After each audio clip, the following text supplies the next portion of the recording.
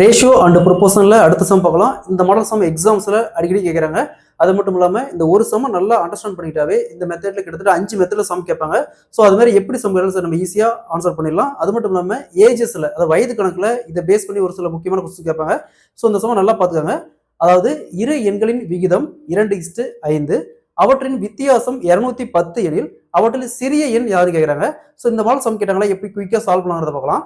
கொஸ்டின்ல இரு எண்களின் விகிதம் 2:5 அப்படிங்கிறாங்க. இரு எண்களின் விகிதம் 2:5, அவற்றின் வித்தியாசம் 210 அப்படிங்கிறாங்க. அவற்றின் வித்தியாசம்னா இந்த ரெண்டுக்கான வித்தியாசம், ரெண்டு ரேஷியோக்கான வித்தியாசம். 5ல் 2 போச்சுன்னா மீதி 3.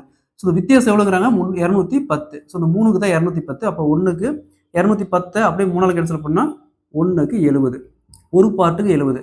கொஸ்டின்ல சிறிய எண் என்னன்னு கேட்குறாங்க.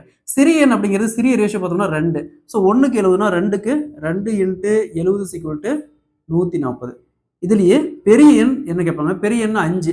ஸோ 1க்கு 70னா 5 × 70 350. இதே கொஸ்டின்ல இந்த இரண்டு எண்களின் கூடுதல் கேட்பாங்க. கூடுதல் ரெண்டையும் கூட்டணும். 9 4 490.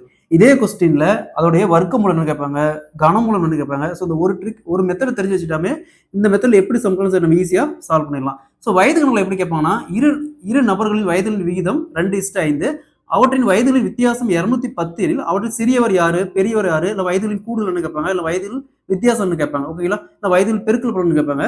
ஸோ அதே மாதிரி இந்த சம் பாருங்க. இரண்டு எண்களின் விகிதம் 3:7 மற்றும் அவற்றின் வித்தியாசம் 160 எனில் அவற்றின் சிறிய எண் யாருன்னு கேட்கறாங்க. அதே மாதிரி இந்த சம் சால்வ் பண்ணிக்கிற ஆன்சரை கமெண்ட்ல போடுங்க.